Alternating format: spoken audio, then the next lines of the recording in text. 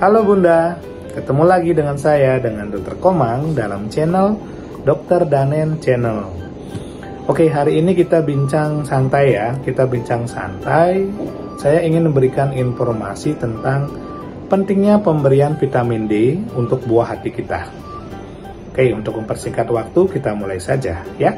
Nah, vitamin D itu merupakan vitamin yang larut lemak, yang sangat penting perannya dalam metabolisme tulang, kemudian sistem imun, kemudian anti peradangan. Nah, penting sekali fungsi dari vitamin D ini. Nah, untuk sumber dari vitamin D, itu dari mana sih sumbernya? Nah, itu bisa kita dapatkan dari sinar matahari.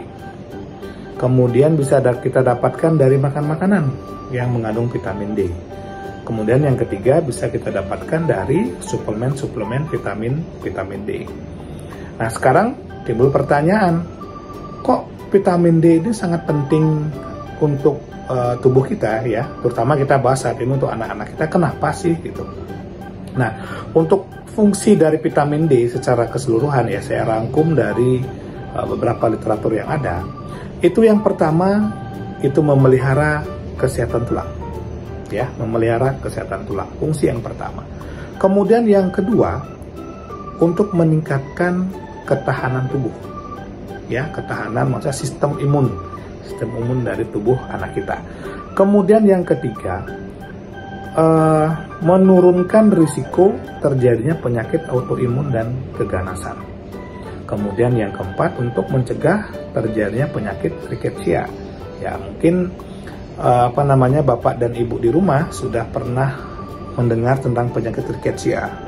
Kalau penyakit rickettsia itu gejalanya yang pertama itu anak mengalami kelemahan pada otot. Ya, dia otot-ototnya ini mengalami kelemahan. Kemudian terjadi keterlambatan perkembangan dari gerak motorik. Ya, keterlambatan gerakan motorik dari anak itu. Kemudian yang ketiga, terjadi pembesaran pada areal pergelangan tangan. Ini membesar dia, ya. Kemudian yang selanjutnya tungkai, ya, tungkai kakinya ini berbentuk O pada anak-anak yang rickettsia. Kemudian yang selanjutnya yang bisa kita temukan pada rickettsia adalah gangguan bentuk kepala. Kemudian bisa juga mengalami keterlambatan dalam pertumbuhan gigi. Kemudian penurunan kepadatan tulang dan risiko mengalami infeksi. Nah, itulah beberapa gejala-gejala rickettsia yang bisa kita temukan pada anak-anak yang mengalami rickettsia akibat dari kekurangan vitamin atau suplementasi dari vitamin D. Nah, kemudian yang selanjutnya adalah bagaimana cara pencegahan. Nah, kalau untuk cara pencegahan anak kita supaya tidak mengalami defisiensi vitamin D, yang pertama adalah kita dapatkan vitamin D dari alam, dari matahari. Nah, untuk vitamin D yang kita rekomendasikan untuk anak-anak itu dari jam 10 pagi sampai jam 3 sore. Nah, di sini kandungan untuk vitamin D ini yang paling tinggi di situ.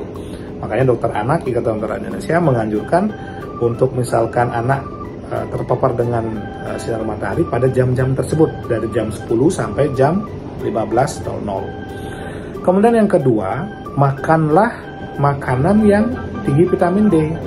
Contohnya apa? Seperti ikan salmon, kemudian ikan tuna, ya, kemudian keju, terus sereal, serta makan makanan yang lain yang tinggi vitamin D. Ibu bisa searching nanti ya, makan makanan yang mengandung vitamin D yang tinggi. Kemudian langkah yang ketiga yang bisa Bunda lakukan adalah pemberian suplemen vitamin D. Nah, suplemen vitamin D yang diberikan untuk yang direkomendasikan ya, usia 0 sampai 12 bulan kita berikan sebanyak 400 international unit. Nah, kalau usianya di atas 12 bulan kita memberikan 600 international units. Tuh, nah itu pencegahan dan rekomendasi dari pemberian vitamin D untuk buah hati kita. Dan untuk saat ini memang saya sudah mulai gencar memberikan kepada pasien-pasien saya suplementasi vitamin D supaya nanti perkembangan motoriknya, kemudian daya tahan tubuh dari anak kita itu semakin bagus. Ya, oke. Untuk saat ini saya berikan informasi segitu dulu ya tentang suplementasi vitamin D. Nanti kita akan update lagi infonya dan kita akan ketemu lagi pada episode yang akan datang. Bye bye.